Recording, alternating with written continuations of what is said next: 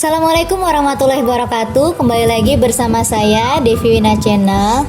Pada kesempatan kali ini saya akan menjelaskan materi struktur jaringan dan fungsi jaringan pada tumbuhan yang berada di kelas 11. Materi berada di kelas 11. Yang pertama ada peta konsep jaringan tumbuhan. Jaringan tumbuhan itu ada meristem, ada jaringan meristem, ada jaringan epidermis, jaringan parenkim, jaringan xilem, dan jaringan floem, dan masih banyak lagi. Ada organ-organ tumbuhan, yaitu ada akar, ada batang, ada daun. Dan selanjutnya ada kultur jaringan tumbuhan. Di sini ada pengertian jaringan ya. Jaringan dibedakan menjadi 3. Ada sistem jaringan dermal, ada sistem jaringan pembuluh, dan ada sistem jaringan dasar. Yang selanjutnya saya akan jelaskan satu persatu. Nah, saya akan lanjutkan pengertian jaringan. Pengertian jaringan adalah kumpulan berbagai sel yang memiliki dan fungsi yang sama. Jadi yang memiliki sel dan fungsi yang sama. Sistem jaringan dermal adalah jaringan yang fungsinya menutupi dan melindungi tubuh tumbuhan, yaitu jaringan epidermis. Sistem jaringan pembuluh adalah jaringan yang terkait dengan fungsi aliran makanan dan air, tempat-tempat pengambilan air dan sintesis makanan dengan daerah pertumbuhan, perkembangan, dan tempat penyimpanan. Sistem jaringan dasar adalah jaringan mengisi tumbuhan yang berperan dalam fotosintesis, penyokong, dan tempat penyimpanan. Jaringan dasar yang utama ialah parenkim, kolemkim, dan sklerenkim. Di sini ada jaringan dasar ya, ada parenkim, kolemkim, dan sklerenkim yang memiliki fungsi yang berbeda-beda.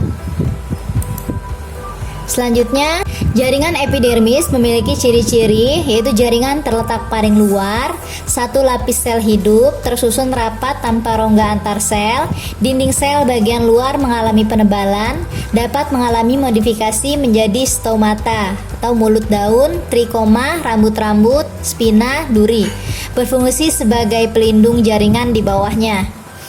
Ini adalah fungsi dari jaringan epidermis.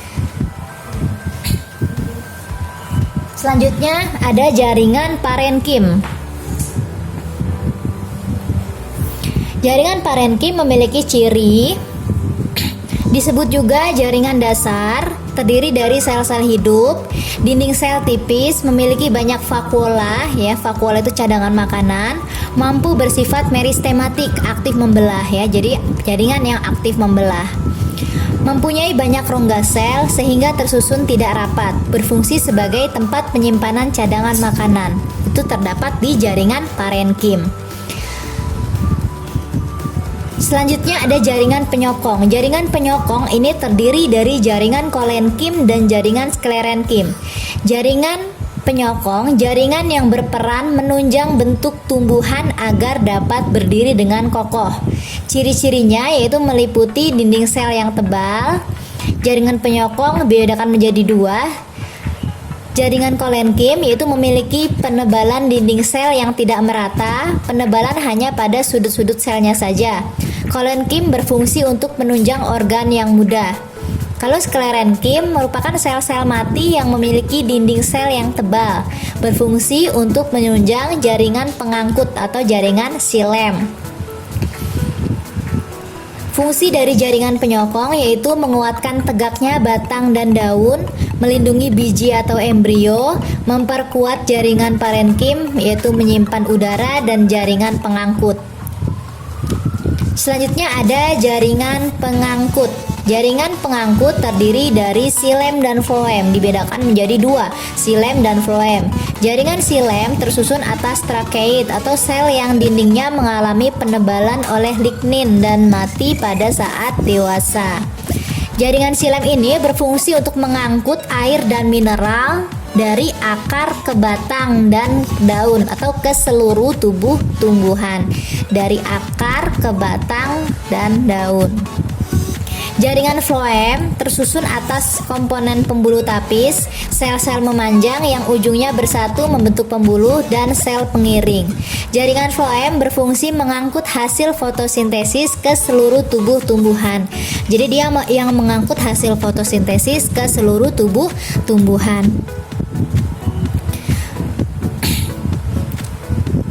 Organ tumbuhan, selanjutnya saya akan menjelaskan tentang organ tumbuhan meliputi apa saja, yaitu organ utamanya ada 3, ada akar, batang, dan daun. Di sini saya akan menjelaskan akar. Akar adalah organ tumbuhan yang tertanam di dalam tanah. Pada tumbuhan, akar dibedakan menjadi 2, yaitu ada akar monokotil dan ada akar dikotil. Monokotil itu memiliki akar serabut. Contohnya di sini saya sudah sediakan gambarnya. Ya, ini adalah contoh akar serabut ya, gambarnya seperti ini. Dia memiliki serabut-serabut lebih banyak ya. Selanjutnya ada akar dikotil, itu memiliki akar tunggang ya. Akar tunggang ini adalah yang memiliki akar utama ya. Jadi di sini ada akar utama yang paling besar, terus ada cabang-cabangnya. Ini adalah contoh gambar akar tunggang, ini adalah contoh gambar akar serabut. Selanjutnya ada batang. Batang adalah organ tumbuhan yang pada umumnya berada di atas permukaan tanah dan menjadi tempat peletakan daun serta bunga. Batang dibedakan menjadi 2 juga, batang monokotil dan batang dikotil. Batang monokotil yaitu batang yang tidak memiliki kambium. Batang dikotil adalah batang yang memiliki kambium. Di sini sudah ada gambarnya, di sini ada gambar batang monokotil. Di sini ada batang dikotil, memiliki struktur yang berbeda. Kalau monokotil itu dia tidak teratur ya, silem floemnya. Kalau dikotil dia memiliki jaringan empulur ya, kambium, jadi dia secara teratur penyebarannya ya. Silem dan floemnya terlihat. Silem itu yang berada di bawah, di dalam, floem itu berada di atas. Selanjutnya daun. Daun adalah salah satu organ utama pada tumbuhan yang berfungsi sebagai tempat membuat makanan atau tempat terjadinya fotosintesis. Daun juga berperan dalam proses transpirasi dan gutasi, yaitu proses pengeluaran air berlebih dari tubuh tumbuhan. Daun juga berperan dalam respirasi, yaitu proses pengambilan oksigen oleh tumbuhan untuk mendapatkan energi, penyimpanan makanan dan air, serta menyediakan struktur penyokong bagi tumbuhan. Di sini gambar yang lebih besar, ini ada struktur jaringan daun. Ketika daun kita lihat menggunakan mikroskop, itu memiliki jaringan yang seperti ini. Di atas, ini bagian atas itu ada jaringan epidermis atas. Terus yang bentuknya memanjang seperti ini itu adalah jaringan tiang atau jaringan palisade. Ya, selanjutnya ada ini jaringan bunga karang atau spons, yang di bawahnya ada epidermis bawah. Di sini ada jaringan angkut, yaitu ada pembuluh angkut ya. Di sini ada silem dan floem, sudah terlihat. Di sini ada stomata. Stomata itu yang berfungsi sebagai pertukaran oksigen dan karbon dioksida. Ya, ini gambar jaringan pada daun.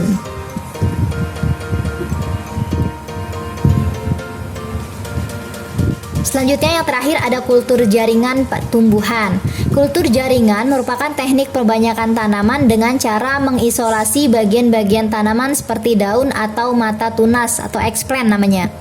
Kultur jaringan menggunakan sifat totipotensi pada tumbuhan dimanfaatkan untuk memperoleh anakan seragam dalam jumlah banyak dan cepat.